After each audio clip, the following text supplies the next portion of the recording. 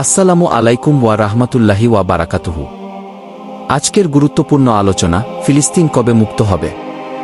ইসলামী দৃষ্টিকোণ থেকে এর উত্তর কি? আমরা আজ কুরআন, হাদিস ও সালাফদের ব্যাখ্যার আলোকে এই প্রশ্নের গভীরে প্রবেশ করব। শুনুন মনোযোগ সহকারে, হৃদয় দিয়ে অনুভব করুন। প্রিয় ভাই ও বোনেরা, আজ যখন আমরা ফিলিস্তিনের মুক্তির কথা বলছি, চোখ বন্ধ করলে আমরা দেখতে পাই ফিলিস্তিনের নির্যাতিত সেই মুখগুলো। ইসরায়েল গত কয়েক দশক ধরে ভয়াবহ নিপীড়ন চালিয়ে আসছে নিরীহ ফিলিস্তিনি মুসলিমদের ওপর। শিশুরা মারা যাচ্ছে মায়ের কোলেই। মসজিদুল আকসায় নামাজরত মুসল্লিদের ওপর চালানো হচ্ছে গুলি। ঘরবাড়ি ধ্বংস করে পরিবারগুলোকে উদ্বাস্তু বানানো হচ্ছে। হাসপাতাল, স্কুল, বাজার কোনো কিছুই রক্ষা পাচ্ছে না। জাতিসংঘের একাধিক রিপোর্টে উল্লেখ আছে, ইসরায়েল যুদ্ধাপরাধ করছে। মানবাধিকার সংস্থা অ্যামনেস্টি ইন্টারন্যাশনাল ও হিউম্যান রাইটস ওয়াচ পরিষ্কার ভাষায় বলেছে, ইসরায়েল একটি বর্ণবাদী শাসন কায়েম করেছে, আপার্থাইড। আল্লাহ তাআলা বলেন, তুমি কখনোই মনে করবে না যে আল্লাহ জালিমদের কাজ সম্পর্কে অজ্ঞ। সূরা ইব্রাহিম 4:2। সুতরাং ইসরায়েলের এই অন্যায় ও জুলুমের প্রতিকার হবে। ফিলিস্তিন শুধু একটি ভূখণ্ড নয়, এটি আল্লাহর বরকতময় ভূমি, নবী রাসূলদের জমিন। আল্লাহ বলেন, আমি ইব্রাহিম ও লূতকে রক্ষা করলাম সেই ভূমিতে যা আমরা সমস্ত জগতের জন্য বরকতময় করেছি। সূরা আম্বিয়া 7:1। মসজিদুল আকসা মুসলিম উম্মাহর প্রথম কিবলা। রাসূলুল্লাহ বলেন, তিনটি মসজিদের উদ্দেশ্যে সফর করা যেতে পারে, মসজিদুল হারাম, মসজিদে নববী এবং মসজিদুল আকসা। সহিহ বুখারী 1189। মেরাজের রাতের গেটওয়ে এই মসজিদুল আকসা। এ ভূমি মুসলিম হৃদয়ের স্পন্দন। প্রশ্ন উঠে, এত সম্মানিত ভূমি কেন আজ দখলকৃত? কেন নির্যাতিত?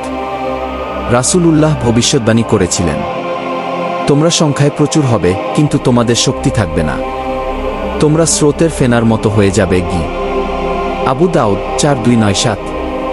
কেন এই দুর্দশা? উম্মাহর মধ্যে দুনিয়া প্রেম ঢুকে গেছে, মৃত্যুকে ভুলে গেছে। দলাদলি, বিভাজন, হিংসা উম্মাহর শক্তিকে খেয়ে ফেলেছে। রাসূল আরও বলেন, আল্লাহ তোমাদের শত্রুদের হৃদয়ে দুর্বলতা প্রেরণ করবেন। আবু দাউদ। আজ আমরা তা দেখতে পাচ্ছি। শত্রুরা নির্দয়, মুসলিম উম্মাহ বিচ্ছিন্ন, ঐক্যহীন।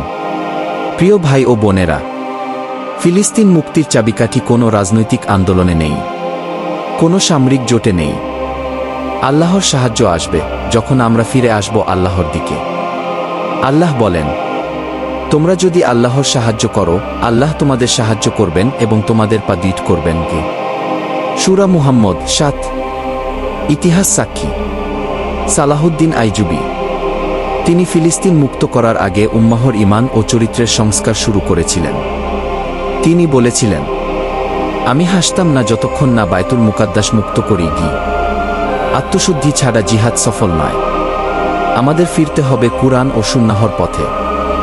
রাসূলুল্লাহ সুসংবাদ দিয়েছেন, কিয়ামতের আগে মুসলিমরা ইয়াহুদীদের সঙ্গে যুদ্ধ করবে।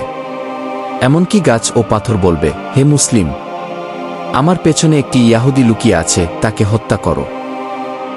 সহিহ মুসলিম 2922।